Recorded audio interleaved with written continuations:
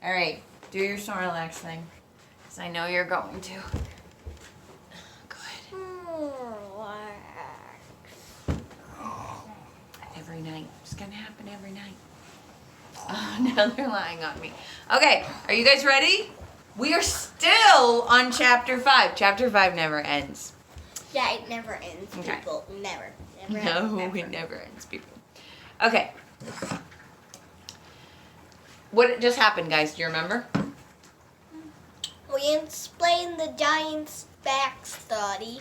And then? And then the other dude got beaten because the other dude trained against that thing powder.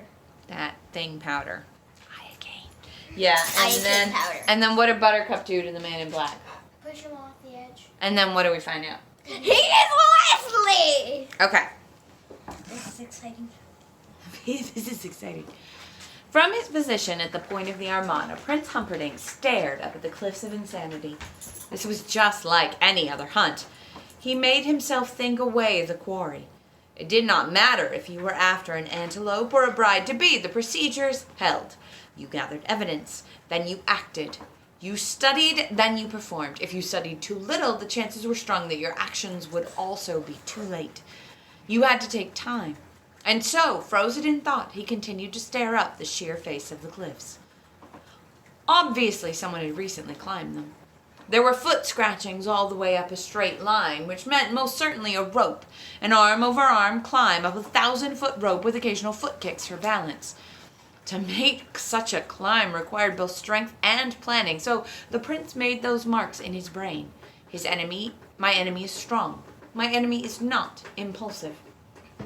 Now his eyes reached a point perhaps 300 feet from the top. Here it began to get interesting. Now the foot scratchings were deeper, more frequent, and they followed no direct ascending line. Either someone left the rope 300 feet from the top intentionally, which made no sense, or the rope was cut while that someone was still 300 feet from safety. For clearly this last part of the climb was made up the rock face itself. But who had such talent? And why had he been called to exercise it at such a deadly time, 700 feet above disaster? I must examine the tops of the cliffs of insanity, the prince said, without bothering to turn. From behind him, Count Rugen only said, "Done," and awaited further instructions. Send half the Armada south along the coastline, the other north. They should meet by twilight near the fire swamp. Our ship will sail to the first landing possibility, and you will follow me with your soldiers. Ready the whites. Count Rugen signaled the cannoneer, and the prince's instructions boomed along the cliffs. Within minutes, the Armada had begun to split, with only the prince's giant ship sailing alone closest to the coastline, looking for a landing possibility. There, the prince ordered some time later, and his ship began maneuvering into the cove for a safe place to anchor. That took time, but not much, because the captain was skilled, and more than that, the prince was quick to lose patience, and no one dared risk that. Humperdinck jumped from ship to shore. A plank was lowered, and the whites were led to ground. Of all his accomplishments, none pleased the prince as did these horses. Some day he would have an army of them, but getting the bloodlines perfect was a slow business. He now had 4 whites, and they were identical. Snowy, tireless giants, 20 hands high. On flat land, nothing could catch them, and even on hills and rocky terrain, there was nothing short of Araby close to their equal.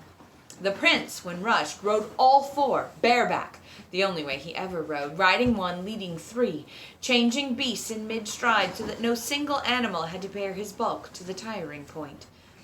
Now he mounted and was gone. It took him considerably less than an hour to reach the edge of the cliffs of insanity. He dismounted, went to his knees, commenced his study of the terrain. There had been a rope tied around a giant oak. The bark at the base was broken and scraped, so probably whoever first reached the top undid the rope, and whoever was on the rope at that moment was 300 feet from the peak and somehow survived the climb. A great jumble of footprints caused him trouble. It was hard to ascertain what had gone on. Perhaps a conference, because 2 sets of footprints seemed to lead off while 1 remained pacing the cliff edge. Then there were 2 on the cliff edge. Humperdinck examined the prince until he was certain of 2 things. 1, a fencing match had taken place. 2, the combatants were both masters. The stride length, the quickness of the foot feints, all clearly revealed to his unfailing eye, made him reassess his second conclusion. They were at least masters, probably better. Then he closed his eyes and concentrated on smelling out the blood. Surely, in a match of such ferocity, blood must have been spilled. Now it was a matter of giving his entire body over to his sense of smell. The prince had worked at this for many years, ever since a wounded tigress had surprised him from a tree limb while he was tracking her. He had let his eyes follow the blood hunt then, and it had almost killed him. Now he trusted only his olfactories. If there was blood within 100 yards, he would find it. He opened his eyes and moved without hesitation toward a group of large boulders until he found the blood drops. There were few of them, and they were dry, but less than 3 hours old. Humperdinck smiled. When you had the whites under you, 3 hours was a finger snap. He retraced the duel then, for it confused him. It seemed to range from cliff edge and back, then return to the cliff edge. And sometimes the left foot seemed to be leading, sometimes the right, which made no logical sense at all. Clearly swordsmen were changing hands, but why would a master do that unless his good arm was wounded to the point of uselessness? And that clearly had not happened, because a wound of that depth would have left blood spores, and there was simply not enough blood in the area to indicate that. Strange, strange. Humperdinck continued his wanderings. Stranger still, the battle could not have ended in death. He knelt by the outline of a body. Clearly a man had lain unconscious here, but again, no blood. There was a mighty duel, Prince Humperdinck said, directing his comment toward Count Rugen, who had finally caught up, together with a contingent of 100 mounted men-at-arms. My guess would be, and for a moment the prince paused, following footsteps, would be that whoever fell here ran off there, and he pointed one way, and that whoever was the victor ran off along the mountain path in almost precisely the opposite direction. It is also my opinion that the victor was following the path taken by the princess. Shall we follow them both? The count said. I think not, Prince Humperdinck replied. Whoever is gone is of minimal importance, since whoever has the princess is whoever we're after. And because we don't know the nature of the trap we might be being led into, we need all the arms we have in one band. Clearly this has been planned by countrymen of Gilder, and nothing must ever be put past them. You think this is a trap, then? The count asked. I always think everything is a trap until proven otherwise, the prince answered, which is why I'm still alive. And with that, he was back aboard a white and galloping. When he reached the mountain path where the hand fight happened, the prince did not even bother dismounting. Everything that could be seen was quite visible from horseback. Someone has beaten Giant, he said, when the count was close enough. The giant has run away. Do you see? The count, of course, saw nothing but rock and mountain path. I would not think to doubt you. And look there, cried the prince, because now he saw for the first time in the rubble of the mountain path the footsteps of a woman. The princess is alive! And again the whites were thundering across the mountain. When the count caught up with him again, the prince was kneeling over the still body of a hunchback. The count dismounted. Smell this, the prince said, and he handed up a goblet. Nothing, the count said, no odor at all. Iocane, the prince replied, I would bet my life on it. I know of nothing else that kills so silently. He stood up then. The princess was still alive. Her footprints followed the path. He shouted at the 100 mounted men, There will be great suffering in Gilder if she dies. On foot now he ran along the mountain path, following the footsteps that he alone could see. And when those footsteps left the path for wilder terrain, he followed still. Strung out behind him, the count and all the soldiers did their best to keep up. Men stumbled. Horses fell. Even the count tripped from time to time. Prince Humperdinck never even broke stride. He ran steadily, mechanically, his barrel legs pumping like a metronome. It was 2 hours after dawn when he reached the steep ravine.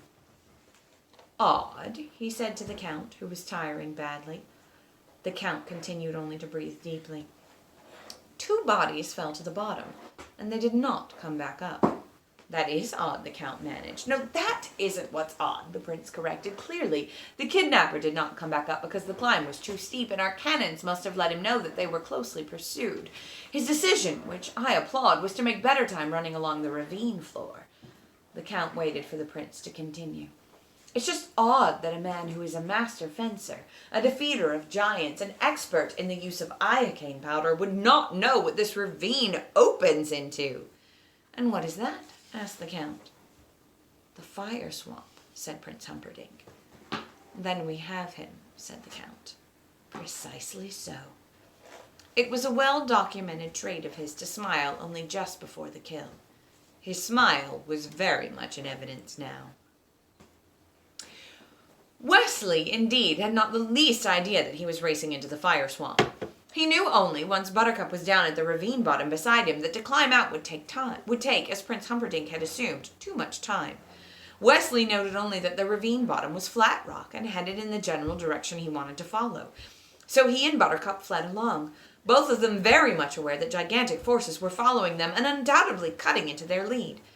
The ravine grew increasingly sheer as they went along, and Wesley soon realized that whereas once he probably could have helped her through the climb, now there was simply no way of doing so. He had made his choice, and there was no changing possible. Wherever the ravine led was their destination, and that, quite simply, was that. "Can I braid your hair?" You can try. At this point in the story, my wife wants it known that she feels violently cheated, not being allowed the scene of reconciliation on the ravine floor between the lovers. My reply to her, it's in italics again. This is me, and I'm not trying to be confusing, but the above paragraph that I'm cutting into now is verbatim Morgenstern. He was continually referring to his wife in the unabridged book, saying that she loved the next section, or she thought that all in all the book was extraordinarily brilliant.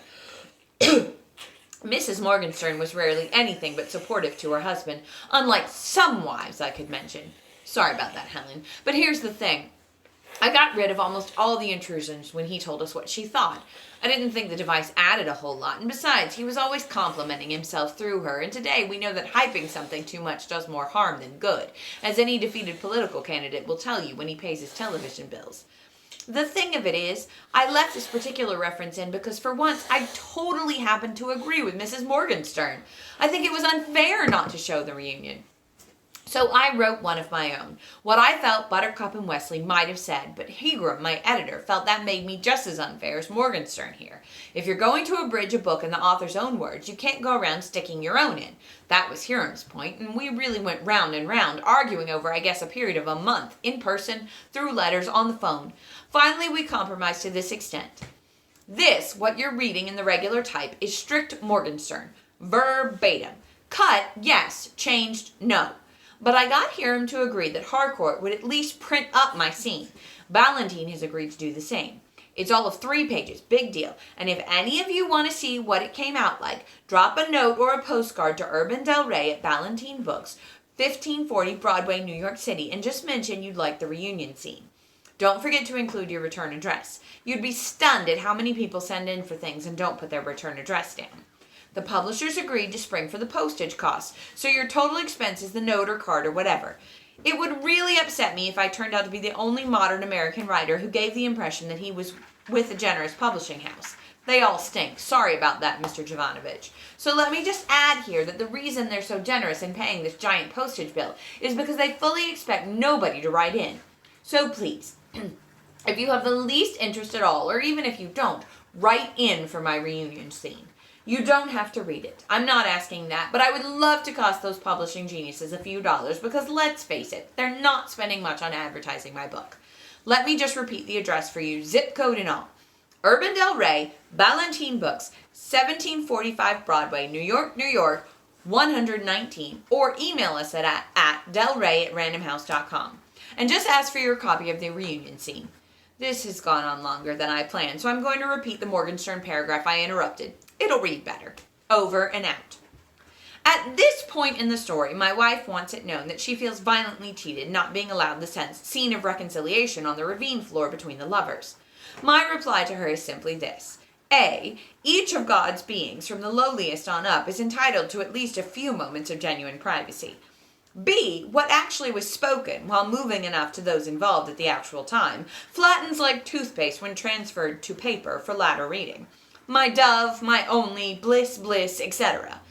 Nothing of importance in an expository way was related, because every time Buttercup began, "Tell me about yourself," Wesley quickly cut her off with, "Later, beloved, now is not the time." However, it should be noted in all fairness that 1, he did weep. 2, her eyes did not remain precisely dry. 3, there was more than one embrace. And 4, both parties admitted that without any qualifications whatsoever, they were more than a little glad to see each other. Besides, 5, within a quarter of an hour they were arguing. It began quite innocently, the two of them kneeling, facing each other, Wesley holding her perfect face in his quick hands. "When I left you," he whispered, "you were already more beautiful than anything I dared to dream. In our years apart, my imaginings did their best to improve on your perfection. At night, your face was forever behind my eyes. And now I see that the vision who kept me company in my loneliness was a hag compared to the beauty now before me." "Enough about my beauty," Buttercup said. "Everybody always talks about how beautiful I am. I've got a mind, Wesley. Talk about that." "Throughout eternity, I shall do that very thing," he told her. "But now, we haven't time." He made it to his feet. Do you have a rubber band? I actually don't want to leave my hair braided, babe. You can practice on it some more if you want. Okay. He made it to his feet. Look, I got really... You did a great job. The ravine fall had shaken and battered him, but all his bones survived the trip uncracked. He helped her to her feet. What? How? "Wesley," Buttercup said then, "just before I started down after you, while I was still up there, I could hear you saying something, but the words were indistinct. I've forgotten whatever it was." Terrible liar. He smiled at her and kissed her cheek. "It's not important, believe me. The past has a way of being past. We must not begin with secrets from each other." She meant it. He could tell that. "Trust me," he tried. "I do. So tell me your words, or I shall be given reason not to." Wesley sighed.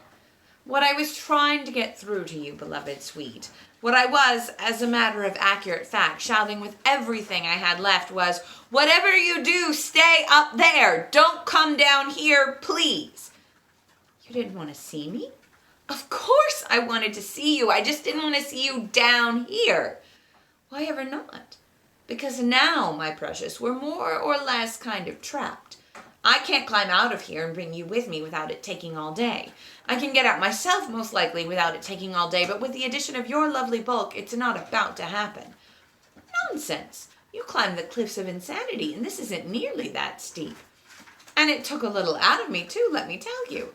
And after that little effort, I tangled with a fellow who knew a little something about fencing. And after that, I spent a few happy moments grappling with a giant. And after that, I had to outfake a Sicilian to death when any mistake meant it was a knife in the throat for you. And after that, I've run my lungs out a couple hours. And after that, I was pushed 200 feet down a rock ravine. I'm tired, Buttercup. Do you understand tired? I've put in a night, is what I'm trying to get through to you." "I'm not stupid, you know. Quit bragging. Stop being rude. When was the last time you read a book? The truth now, and picture books don't count. I mean something with print in it." Buttercup walked away from him. "There are other things to read than print," she said. "And the Princess of Hammersmith is displeased with you and is thinking seriously of going home." With no more words, she whirled into his arms then, saying, "Oh, Wesley, I didn't mean that. I didn't. Not a single syllable of it." Now, Wesley knew that she meant to say not a single syllable of it, because a syllabub was something you ate, with cream and wine mixed in together to form the base. But he also knew an apology when he heard one. So he held her very close, and shut his loving eyes, and only whispered, "I knew it was false. Believe me, every single syllabub." And that out of the way, they started running as fast as they could along the flat rock floor of the ravine. Wesley, naturally enough, was considerably ahead of Buttercup with the realization that they were... Ow! Oh, I'm sorry. Okay, you cannot tangle my hair and then try and yank the brush through it. Okay. Wesley, naturally enough, was considerably ahead of Buttercup with the realization that they were heading into the fire swamp. Only if you can't be careful. Whether it was a touch of sulfur riding a breeze or a flick of yellow flame far ahead in the daylight, he could not say for sure. But once he realized what was about to happen, he began as casually as possible to find a way to avoid it. A quick glance up the sheer ravine sides ruled out any possibility of his getting Buttercup past the climb. He dropped to the ground, as he had been doing every few minutes to test the speed of their trackers. Now he guessed them to be less than a half hour behind and gaining. He rose and ran with her, faster, neither of them spending breath in conversation. It was only a matter of time before she understood what they were about to be into, so he decided to beat back her panic in any way possible. "I think we can slow down a bit now," he told her, slowing down a bit. "They're still well behind." Buttercup took a deep breath of relief. Wesley made a show of checking their surroundings. Then he gave her his best smile. "With any luck at all," he said, "we should soon be safely in the fire swamp." Buttercup heard his speech, of course, but she did not take it well. A few words now on two related subjects. One, fire swamps in general, and two, the Floor and Gilder fire swamp in particular. 1. Fire swamps are, of course, entirely misnamed. As to why this has happened, no one knows, though probably the colorful quality of the two words together is enough. Simply, there are swamps which contain a large percentage of sulfur and other gas bubbles that burst continually into flame. They're covered with lush, giant trees that shadow the ground, making the flame burst seem particularly dramatic. Because they're dark, they are almost always quite moist, thereby attracting the standard insect and alligator community that prefers a moist climate. In other words, a fire swamp is just a swamp, period. The rest is embroidery. 2. The Floor and Gilder fire swamp did and does have some particular odd characteristics. A, the existence of snow sand, and B, the presence of the ROUS, about which a bit more later.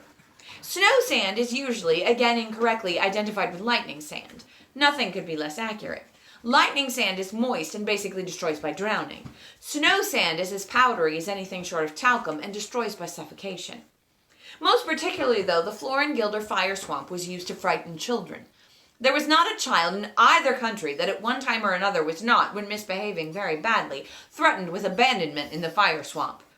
"Do that one more time, you're going to the fire swamp," is as common as, "Clean your plate, there are people starving in China." And so, as children grew, so did the danger of the fire swamp in their enlarging imaginations. No one, of course, ever actually went into the fire swamp, although every year or so a diseased ROUS might wander out to die, and its discovery would only add to the myth and the horror. The largest known fire swamp is, of course, within a day's drive of Perth. It is impenetrable and over 25 miles square. The one between Florin and Gilder was barely a third that size. No one had been able to discover if it was impenetrable or not. Buttercup stared at the fire swamp. As a child, she had once spent an entire nightmare year convinced that she was going to die there. Now she could not move another step. The giant trees blackened the ground ahead of her. From every part came the sudden flames. "You cannot ask it of me," she said. "I must.